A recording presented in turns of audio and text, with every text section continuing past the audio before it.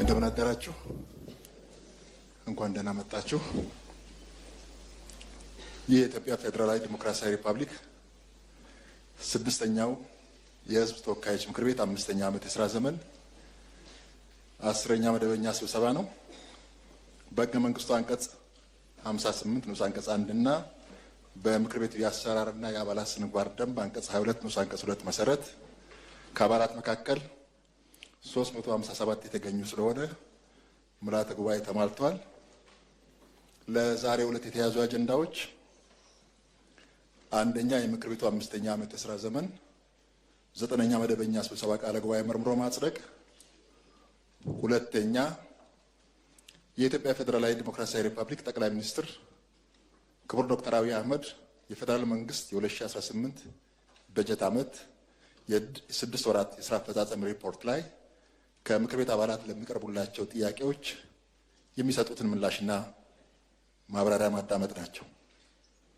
በዚህ መሰረት የምክር ቤቱ አምስተኛ ዓመት የሥራ ዘመን 9ኛ መደበኛ ስብሰባ ቃለ ጉባኤ መርምሮ ማጽደቅ አጀንዳ 1 ነው። በቃለ ጉባኤ ላይ የሚቀርቡ እርማቶች ወይ ማስተካከያዎች ካሉ እርማት ወይ ማስተካከያ ካለ እሺ። ቃለ ጉባኤ ላይ የሚነሳ እርማትና ማስተካከያ ከሌለ የ9ኛ መደበኛ ስብሰባ ቃለ ጉባኤ መጽደቁን የምንደግፍ። አመሰግናለሁ። ተቃውሞ፣ ድምጽ ታቅቦ የለም። ስለዚህ የምክር ቤቱ 9ኛ መደበኛ ስብሰባ ቃለ ጉባኤ በሙሉ ድምጽ ጸድቋል። አጀንዳ 2 የኢትዮጵያ ፌዴራላዊ ዲሞክራሲያዊ ሪፐብሊክ ጠቅላይ ሚኒስትር ክቡር ዶክተር አብይ አህመድ የፌዴራል መንግስት የ2018 በጀት ዓመት የ6 ወራት ስራ አፈጻጸም ሪፖርት ላይ ከምክር ቤት አባላት ለሚቀርቡላቸው ጥያቄዎች የሚሰጡትን ምላሽና ማብራሪያ ማዳመጥ ነው። ክቡር ጠቅላይ ሚኒስትር ዶክተር አብይ አህመድ ከምክር ቤት አባላት ለሚቀርቡ ጥያቄዎች ምላሽና ማብራሪያ ለመስጠት በመካከላችን ስለተገኙ በራሴና በምክር ቤቱ ስም አመሰግናለሁ። በዚህ መሰረት ጥያቄ ለሚያቀርቡ የምክር ቤት አባላት እድል ሰጣለሁ። አንደኛ የተከበሩ አለሚቱ አበበ።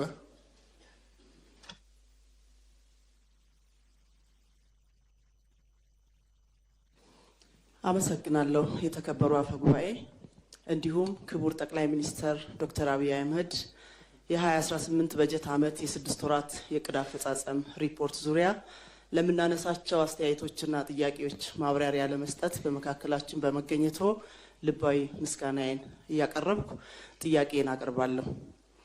ይህ ትውልድ ካለፉት ትውልዶች ከወረሳቸው ዕዳዎች መካከል አንዱ ኋላ ቀር ደካማና አውዳሚ ፖለቲካ ባህላችን ነው።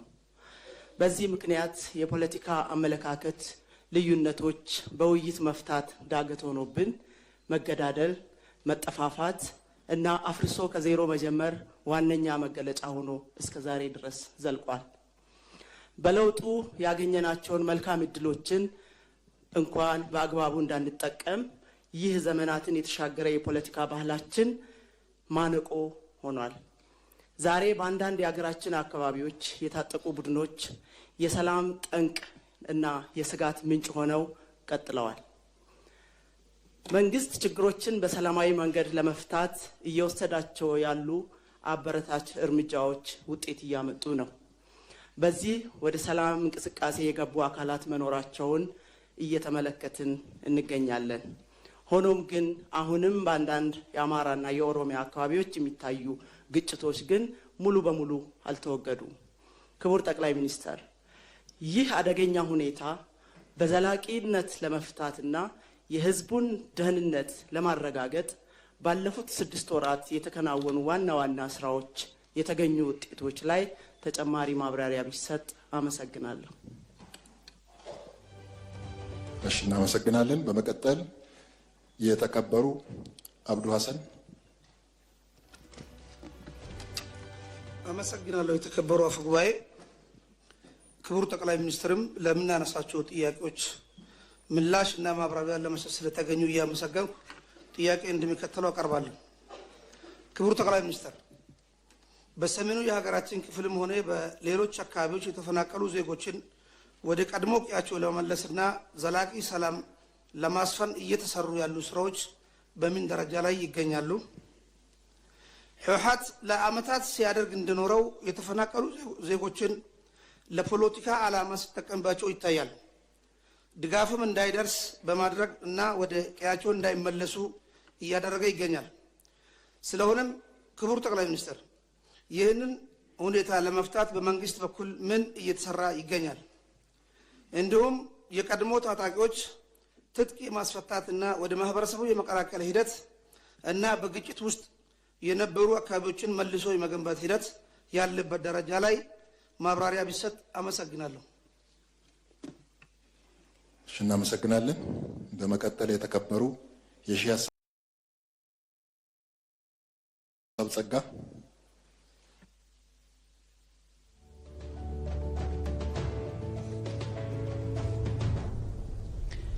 አመሰግናለሁ። የተከበሩ አፈ ጉባኤ፣ በመንግስት የ6 ወራት እቅድ አፈጻጸም ሪፖርት ላይ ለምናቀርበው ጥያቄ መልስ እና ማብራሪያ ለመስጠት ክቡር ጠቅላይ ሚኒስትር ዶክተር አብይ በመካከላችን ስለተገኙ አመሰግናለሁ። ጥያቄ 7ኛውን ሀገራዊ ምርጫ ይመለከታል። ሀገራችን ኢትዮጵያ 7ኛውን አጠቃላይ ሀገራዊ ምርጫ ለማካሄድ በዝግጅት ላይ ትገኛለች። የምርጫው መካሄድ በኢትዮጵያ ሰላማዊ የፖለቲካ ግንባታ ሂደትና በዘላቂ ሰላም ግንባታ ላይ ጉልህ አስተዋጽኦ እንዳለው ይታወቃል። ሆኖም ግን ዛሬም በተለያዩ የሀገራችን ክፍሎች ሰላማዊና ህጋዊ መንገድን መንቀሳቀስን የማይፈልጉ ጽንፈኛ የፖለቲካ ኃይሎች ለሌሎች ኃይሎች በመላላክ የሀገራችን የለውጥ ግስጋሴ ለማስቆም በእናት ሀገራቸው ላይ መቆመራቸውን አላቆሙም። ለኢትዮጵያ ጠላቶች ጉዳይ አስፈጻሚ በመሆን በምርጫው ሂደት ላይ ጥላሸት ለመቀባት ከወዲሁ በግርግር ትርፍ ለማግኘት ምርጫው እንዳይካሄድ ቅስቀሳ እያደረጉም ይገኛሉ። የኢትዮጵያ ህዝብ የሚፈልገው ሰላማዊ ህይወት ነው። የኢትዮጵያ ህዝብ የሚፈልገው ልማትን ነው። ከጦርነት ከግጭት ጥፋት እንጂ ትርፍ እንደሌለው ህዝባችን የተገነዘበበት የተረዳበት ወቅት ላይ እንገኛለን። ግጭት፣ ጦርነት፣ ሞት አሁን ባለው ሁኔታ ሰልችቶታል። የሚጠቅመውንም ለይቷል፣ ተገንዝቧል ህዝባችን። ስለሆነም ክቡር ጠቅላይ ሚኒስትር ምርጫው ሰላማዊ፣ ነፃ፣ ፍትሐዊና በመላ ኢትዮጵያውያን ዘንድ ተአማኒ እንዲሆን እንዲሁም በጸጥታ ችግሮች ምክንያት እንዳይስተጓጎል በመንግስት በኩል እየተሰሩ ያሉ ስራዎች ላይ ማብራሪያ ቢሰጥበት፣ እነዚህን ኃይሎች የህብረተሰቡን የመለወጥ የመልማት ፍላጎት ስጋት ሆነውስ እስከ መቼ ነው የሚቀጥሉት? በዚህ ላይ ያለውትን ምላሽ ይስጡበት። አመሰግናለሁ። እናመሰግናለን። በመቀጠል የተከበሩ ጸገነት መንግስቱ።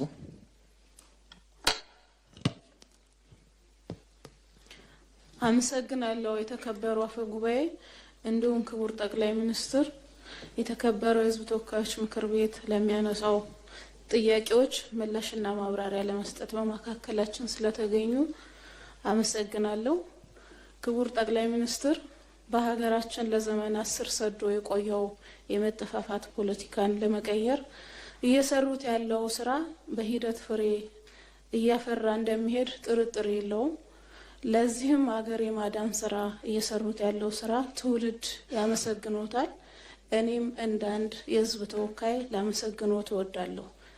በተመሳሳይ በሀገራችን ዘላቂ ሰላም እንዲረጋገጥ እርስዎና መንግስቶ ያሳዩት ቁርጠኝነት እጅግ የሚደነቅ ነው። ለዚህም በተግባር የተለያዩ አብነቶች ማንሳት ይቻላል። በሀገራችን ለነበረው የህልውና ዘመቻ ወቅትም አንዱ ማሳያ ስለሆነ ላመሰግኖት እወዳለሁ። ለዚህም ትውልድ ያመሰግኖታል። ከዚህ ጋር በተገናኘ ያለውን ጥያቄ እንደሚከተለው በንባብ አቀርባለሁ።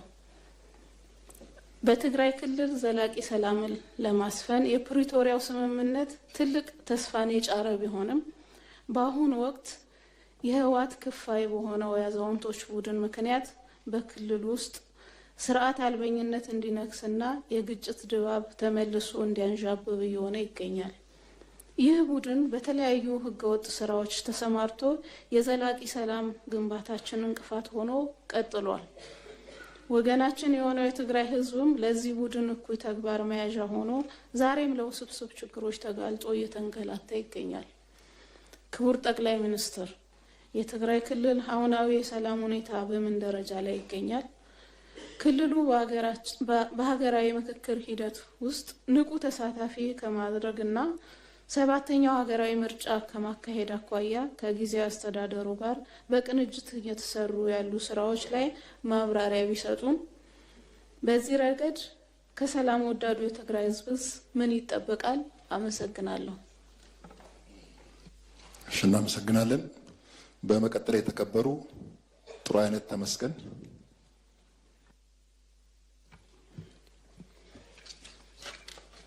አመሰግናለሁ። የተከበሩ አፈ ጉባኤ፣ ክቡር ጠቅላይ ሚኒስትር፣ በመንግስት የ6 ወራት የዕቅድ አፈጻጸም ሪፖርት ዙሪያ ለሚነሱ ጥያቄዎች ምላሽና አስተያየት ለመስጠት በመካከላችን ስለተገኙ እያመሰገንኩ ጥያቄ እንደሚከተለው አቀርባለሁ።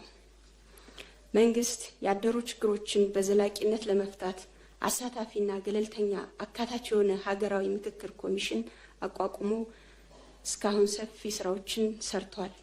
አሁን ላይ የምክክር ሂደቱም ወደ ወሳኝ ምዕራፍ ተሸጋግሯል። ክቡር ጠቅላይ ሚኒስትር፣ እንደ ሀገር ይህ እድል እንዳያመልጠን ጠንካራ ሀገራዊ መግባባት ፈጥረን የኢትዮጵያን መጻኢ እድል ብሩህ እንድናደርግ ከመላው ኢትዮጵያውያንና ባለድርሻ አካላት ምን ይጠበቃል? አመሰግናለሁ። እናመሰግናለን። በመቀጠል የተከበሩ ዶክተር አበባው ደሳለው። አመሰግናለሁ። የተከበሩ አፈ ጉባኤ፣ አመሰግናለሁ። ክቡር ጠቅላይ ሚኒስትር፣ ጥያቄን እንደሚከተለው አቀርባለሁ። በኢትዮጵያ በ2018 ዓ.ም የኢኮኖሚ እድገት አፈጻጸሙ የላቀ እንደሆነና 10.2 በመቶ እድገት እንደሚጠበቅ በተላከልን ሪፖርት ተገልጿል። በርካታ አፈጻጸሞችም እዛ ውስጥ ተጠቅሰዋል። በሌላ በኩል የኢኮኖሚና ልማት ጥናት ምሁራን የኢትዮጵያ ኢኮኖሚ ከፍተኛ ፈተናዎች የተደቀነበት እንደሆነ ያብራራሉ። እንደ ማሳያም በሀገሪቷ ያለው በጣም ከፍተኛ የዋጋ ንረት፣ በጣም ከፍተኛ የውጭ ዕዳ፣ ስር የሰደደ የውጭ ምንዛሬ እጥረት፣ በጣም ከፍተኛ የወጣቶች ስራ አጥነትና በእጅጉ ዝናብ ላይ ጥገኛ የሆነ ግብርና ይጠቀሳሉ። ከነዚህ የኢኮኖሚ ፈተናዎች የወጣት ስራ አጥነት ችግር ገዝፎ ይታያል።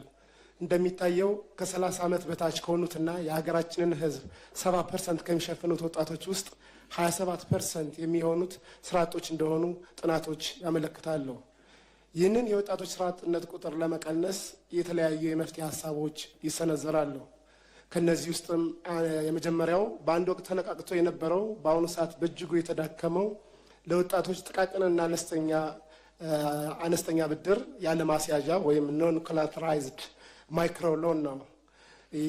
ሁለተኛ በርካታ የሰው ኃይል ሊያሰማሩ የሚችሉ ትላልቅ የመንግስት ፋብሪካዎች ናቸው። ይህም አዳዲስ የመንግስት ፋብሪካዎች የሉም፣ ያሉትም የመዳከምና ስራ የማቆም ነገር ይታያል። ሌላው የመሰረተ ልማት ግንባታዎች ማለትም መንገዶች ነው። አዳዲስ መንገዶች እንደሌሉ ይታወቃል። የነበሩት መንገዶችን በርካቶቹ ተቋርጠዋል። የባቡር መስመሮች ምንም አዲስ የባቡር መስመር ዝርጋታ የለም። የቤቶች ግንባታዎች ከፍተኛ ገቢ ላላቸው ብቻ ያተኮረ የቤቶች ግንባታዎች አብዛኛውን የመንግስት ሰራተኛና አነስተኛ የኑሮ ደረጃ የማይወክል የቤት ግንባታ ነው ያለው። የመስኖ ግድቦች ከዚህ በፊት የተጀመሩ የመስኖ ግድቦች በርካታዎቹ ተቋርጠዋል። በተለያየ የቴክኒክ ችግር ምክንያት ምንም አዳዲስ የመስኖ ግድቦችን ደግሞ አናይም። የኤሌክትሪክና የቴሌኮሙኒኬሽን ማስፋፊያዎችን ችግር አለባቸው። እነዚህ ችግሮች የወጣት ስራ አጥ ቁጥርን ለመቀነስ እንቅፋት እንደሆነ ይገለጻል። ይህንን ግዙፍ የወጣቶች ስራ አጥነት ችግር ለመፍታት ለመሆኑ መንግስት ምን እየሰራ ነው? ከላይ ለጠቀስኩት የኢኮኖሚ ችግር አባባሽ ምክንያቶች ውስጥ በዋነኝነት የሚጠቀሰው በሀገሪቱ ውስጥ ያለው የሰላም እጦት ነው። ይህ የሰላም እጦት በዋነኝነት ግጭት ባለባቸው በአማራ፣ በኦሮሚያ፣ ትግራይና ጋምቤላ ይስተዋላል። ነገር ግን ግጭት በሌለባቸውም የዲሞክራሲ መብታቸውን ለማስጠበቅ በሚሞክሩ የመዋቅርና የማንነት ይከበርልን ጥያቄ ባነሱ ግለሰቦችም ከፍተኛ የሰብአዊ መብት ጥሰት እንዳለ፣ ለምሳሌ በደቡብ ክልል አባላት ይጠቅሳሉ በተደጋጋሚ ጊዜ። ይህንን የሰላም እጦት ለመቅረፍ በተደጋጋሚ ጊዜ የታጠቁ ኃይሎች መካከል እውነተኛ ድርድር እንዲደረግ፣ የፖለቲካና የህሊና እስረኞች እንዲፈቱ፣ የንጹሐን ጥቃት እንዲቆም ላለፉት 3 ዓመታት ወትውተናል። ሆኖም ምንም እንኳን መንግስት ቀደም ብሎ ከኦሮሚያ ታጣቂዎች ጋር በቅርቡ ደግሞ በአማራ ክልል ከሚንቀሳቀሱ የታጣቂ መሪዎች ጋር ድርድር አደረግኩ ቢልም ምንም የተሻሻለ የሰላም ሁኔታ እንደሌለ ነዋሪዎች ይገልጻሉ። አፋብን ወይም አማራ ፋኖ ብሔራዊ ንቅናቄ የሚል መጠሪያ ያለው 15 አመራሮችን የያዘ ድርጅት አማራ ክልል ያሉ ታጣቂዎች መስርተናል እያሉ ባሉበት ወቅት መንግስት ደግሞ እነዚህ ኃይሎች ከድርድር አግደናቸዋል ከሚሏቸው ኃይሎች ጋር ድርድር ላይ መሆኑ ለሰላሙ ምን ያክል ይጠቅማል? አዲስ ከተመሰረተው አፋብን ተብሎ ከሚጠራው ድርጅት ጋር መንግስት ድርድር ጀምሯል ወይ? እውነተኛ ሰላም እንዲመጣ ከተፈለገ መንግስት አፈንግጠው ከሚወጡ ታጣቂዎች ጋር ከመደራደር ለምንድን ነው ብዙ ጦር ሰራዊት ካላቸውና በአግባቡ ከተደራጁ ታጣቂዎች ጋር እውነተኛ ድርድር አድርገው ለሀገራችን ሰላም የማያጎናጽፈው? መንግስቶ የውስጥ ሰላምን ሳያረጋግጥ በተደጋጋሚ የሚነሳውን በርካታ የልማት ጥያቄ፣ የወደብ ጥያቄ፣ ስኬታማ ምርጫና ሀገራዊ ምክክርስ እንዴት ሊያሳካ ይችላል? አመሰግናለሁ። እናመሰግናለን። በመቀጠል የተከበሩ አምባሳደር ዲና ሙፍቲ። አመሰግናለሁ። የተከበሩ አፈ ጉባኤ፣ ክቡር ጠቅላይ ሚኒስትር ዶክተር አብይ ለጥያቄዎቻችን ምላሽ ለመስጠት እንደተለመደ ሁሉ እዚህ ስለተገኙ ከልብ አመሰግናለሁ። ክቡር ጠቅላይ ሚኒስትር፣ እርስዎ በደንብ እንደሚያውቁት በብዙ ሀገራት የፖለቲካ አቋም ልዩነት መኖሩ እንዳለ ሆኖ በሀገሮች ብሔራዊ ጥቅም ላይ ሁሉም አካላት ማለትም የፖለቲካ ፓርቲዎች፣ ምሁራን፣ የተለያዩ ማህበረሰብ ክፍሎች፣ አጠቃላይ ምልአተ ህዝቡ በሀገር ጥቅም ላይ ይስማማሉ። በሀገር ጥቅም ላይ በብሔራዊ ጥቅም ላይ አይደራደሩም። ብሔራዊ ጥቅም መንግስታት ሲቀያየሩ የማይቀያየር ቋሚ እሴት ነው።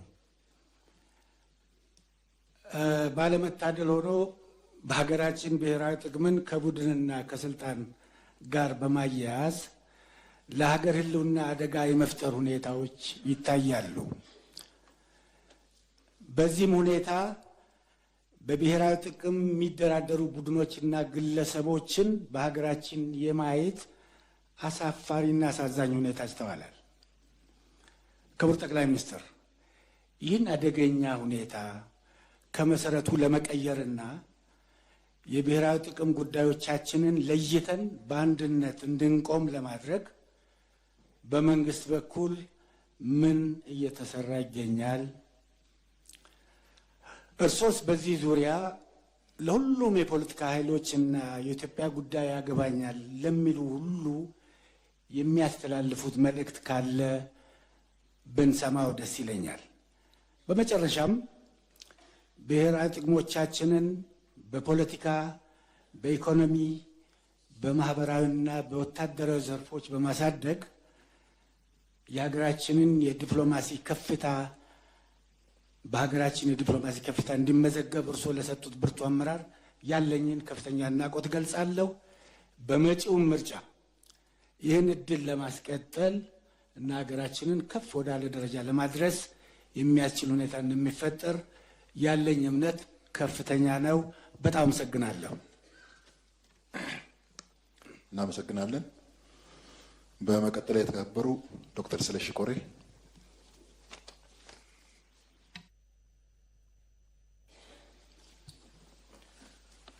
አመሰግናለሁ። የተከበሩ አፈ ጉባኤ፣ አመሰግናለሁ። ክቡር ጠቅላይ ሚኒስትር፣ ድህነትና ኋላ ቀርነት ለዘመናት ኢትዮጵያን እግር ከወርች ጠፍረው የኖሩ ችግሮች ናቸው። በዋነኛነትም ስር የሰደዱ የኢኮኖሚ ስብራቶች ሀገራችን ወደፊት እንዳትጓዝ ቀስፈው ይዘው ቆይተዋል። በክቡር ጠቅላይ ሚኒስትራችን የሚመራው መንግስታችን እነዚህን ችግሮች ከስር መሰረታቸው ለመቀየር ብዝሃ ዘርፍ የኢኮኖሚ እድገት አማራጭ ተግባራዊ በማድረግ ኢኮኖሚያችን ከገባበት ቅርቃርና ከገጠመው ስብራት እየተፈወሰ በአዎንታዊ የለውጥ ምህዋር ውስጥ እንዲገባ በማድረግ ተከታታይ እድገቶች ተመዝግበዋል። ውስጣዊና ውጫዊ ፈተናዎችን ተቋቁመን ባለፈው ዓመት ከ9 በመቶ በላይ ጥቅል ሀገራዊ የኢኮኖሚ እድገት አስመዝግበናል። ለዚህ ስኬት ህዝቡን አስተባብሮ በትክክለኛው መንገድ መምራት ለቻለው መንግስቶንና እርሶን ክቡር ጠቅላይ ሚኒስትር ላመሰግን እፈልጋለሁ። ይሁን እንጂ የኑሮ ውድነቱ በተለይም ቋሚና ዝቅተኛ ገቢ ያላቸውን ዜጎች አሁንም እየጎዳ ይገኛል። ክቡር ጠቅላይ ሚኒስትር በ2018 ግማሽ ዓመት አጠቃላይ የኢኮኖሚ እንቅስቃሴያችን በዋና ዋና የማክሮ ኢኮኖሚ አመላካቾች አንጻር በምን ደረጃ ላይ ይገኛል? እንዲሁም የኑሮ ውድነትን ለማቃለል እየተሰሩ ያሉ ስራዎችና የቀጣይ መፍትሄ አቅጣጫዎች ላይ ተጨማሪ ማብራሪያ ቢሰጡበት። አመሰግናለሁ። እናመሰግናለን። በመቀጠል የተከበሩ ከድጃ ያሲን። አመሰግናለሁ። የተከበሩ አፈ ጉባኤ፣ የምናከብረው ጠቅላይ ሚኒስትራችን ለምናነሳቸው ጥያቄዎች ምላሽና ማብራሪያ ለመስጠት ስለተገኙ ከልብ ላመሰግኖት እወዳለሁ። በመቀጠል ጥያቄን እንደሚከተለው አቀርባለሁ። ሀገራችን ከለውጥ ወዲህ በእርስዎ ጠንካራ የተግባር አመራር የውስጥና የውጭ ፈተናዎችን ተቋቁመን ፈጣን የኢኮኖሚ እድገትን ለማስመዝገብና ሁለንተናዊ ብልጽግናን ለማረጋገጥ የሚያስችል መሰረት እየጣልን እንገኛለን። ነገር ግን የምናስመዘግበውን እድገት ያህል የስራ ባህል ለውጥ በምንፈልገው መንገድ እያስመዘገብን አይደለም። ብዙ ሀገራቶችን ብንመለከት እድገታቸውን ለማስቀጠል ካገዟቸው ጉዳዮች አንዱ የስራ ባህላቸውን መቀየርና የትውልድ እሳቤ ግንባታ ማዕከል ማድረጋቸው መሆኑ ይታወቃል። ክቡር ጠቅላይ ሚኒስትር፣ የስራ አጥነትን ችግር በዘላቂነት ለመቀነስና መፍትሄ ለመስጠት እንዲሁም የምርታማነት ችግርን ለመፍታትና አጠቃላይ የስራ ባህልን ለማሻሻል ምን መሰረታዊና ስር ነቀል መፍትሄ እየተወሰደ ነው? ይህንስ ተግባራዊ ለማድረግ የተከናወኑ ዋና ዋና ስራዎችና የተገኙ ውጤቶች ላይ ማብራሪያ ቢሰጡን ማለት ፈልጋለሁ። አመሰግናለሁ። እናመሰግናለን። በመቀጠል የተከበሩ ዶክተር መሐመድ ሽኩር። አመሰግናለሁ። የተከበሩ አፈ ጉባኤ፣ አመሰግናለሁ። ክቡር ጠቅላይ ሚኒስትር፣ ክቡር ጠቅላይ ሚኒስትር፣ መንግስት የጤና አገልግሎቱን ለማሻሻል ለማስፋትና ተደራሽ ለማድረግ በርካታ የሚታዩ ተጨባጭ ስራዎችን እየሰራ ይገኛል።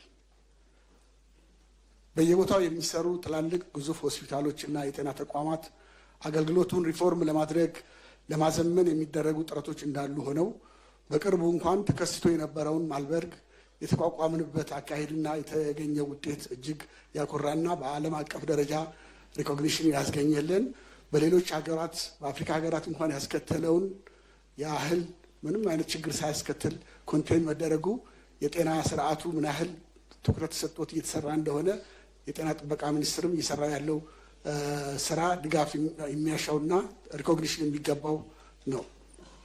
ይህም ሆኖ ከመድኃኒትና ከሕክምና መገልገያዎች ከላቦራቶሪ ኤጀንቶች አቅርቦት አንጻር የሚታዩ ችግሮችን ለመፍታት ምን ታስቧል? በተለይ የሀገር ውስጥ አምራቾችን ለማበረታታትና ለመደገፍ በመንግስት በኩል ምን እየተሰራ ነው? የጤና መድህን ተጠቃሚዎችን መጠን ለመጨመር አገልግሎቱን ለማስፋት እንዲሁም በጤና ተቋማት ውስጥ የሚታዩ የመሰረተ ልማት የውሃ፣ የመብራት አቅርቦት ችግሮችን ለመፍታት የታቀዱ ስራዎች ምንድን ናቸው?